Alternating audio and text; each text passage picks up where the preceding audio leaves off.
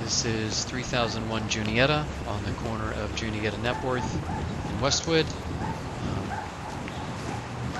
There's a lot of great houses on both Epworth and Junietta. This house is 100 years old this year. It was built by a doctor who had his practice in the basement. Built as a two-family. The layout is conducive to conversion to a single family.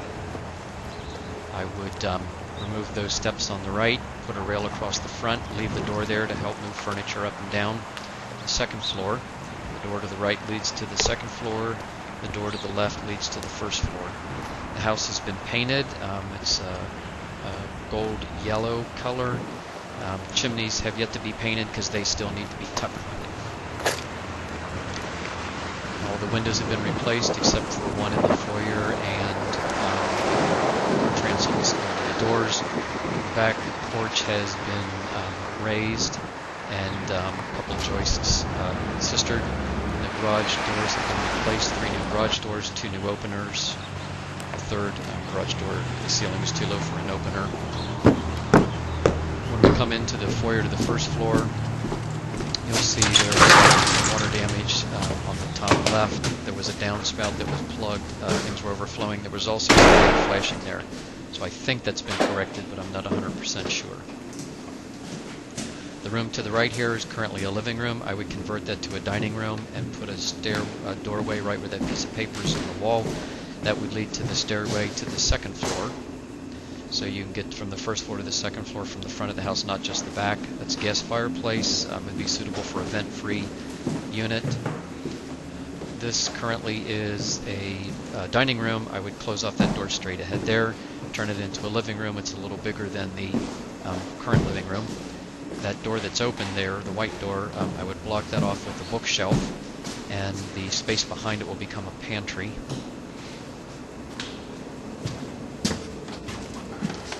The existing kitchen has been gutted. I would convert that to a laundry room / breakfast nook.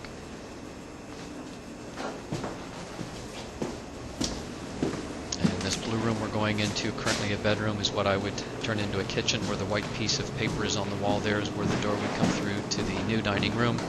And this closet space, as well as the closet space on the other side of that wall, then would be pantry.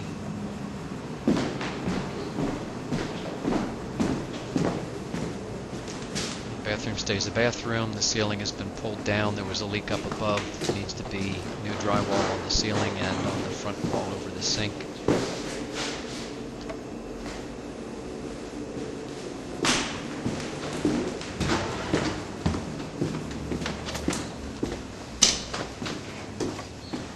The door to the back porch I would close off to give some more contiguous wall space in the laundry room, dining breakfast room, and you can still get to the back porch then from this back hallway. This is the second floor unit, and it's easier to envision the conversion to a single family if we start from the front. So we're going to look down the stairwell.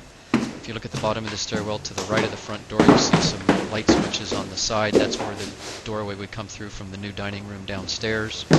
The current living room on the second floor would become a bedroom. The fireplace has gas, but it doesn't have a flue liner, so it can't be used unless somebody puts a flue liner in. This pocket door is stuck. Well, it will move with effort, but I would block that off with the bookcase in case somebody wanted to take that out and have a master suite. This room we're in now, old dining room, would be a master bedroom with a front porch off. But if somebody felt that this master bedroom wasn't big enough and they wanted a suite, all they'd have to do is pop out that bookcase and connect the two rooms. This would be the new master bathroom.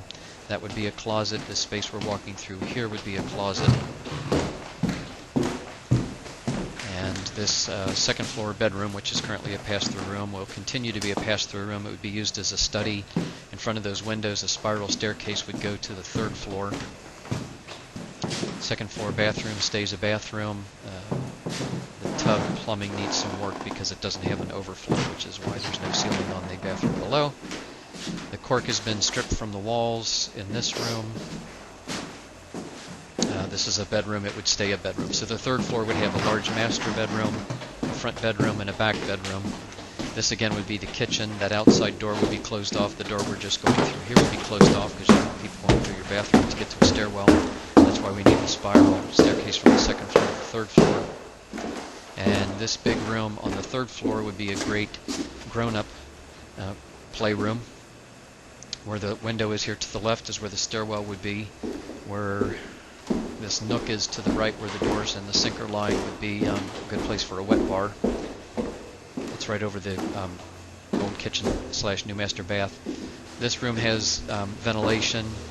The other side room up here also has ventilation. The plan was to take one of those vents, knock a hole through the other side of the wall to vent the larger room.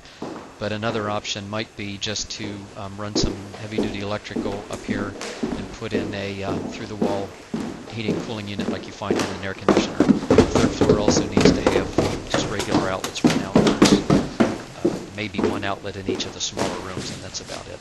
So we're going down the stairwell. The elevator stops off at the second floor. The conversion goes from the third floor to the first floor to the basement. That's the door you get out to the porch.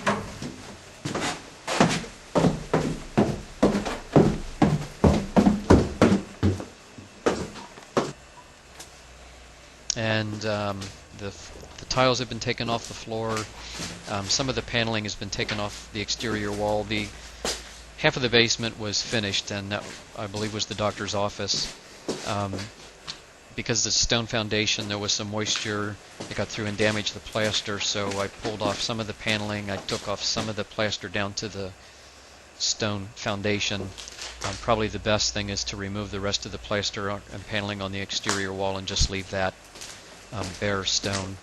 The bathroom's been gutted. I would just cap off the drain, not restore a bathroom. This isn't going to be living space downstairs. With 3,000 feet of living space above, you don't need more downstairs. This should just be a clean storage space. You'll see a laundry tub over here. Again, I would move the laundry up to the first floor old kitchen so that you really have less reason to come down into this basement. 2 water heaters, 2 furnaces.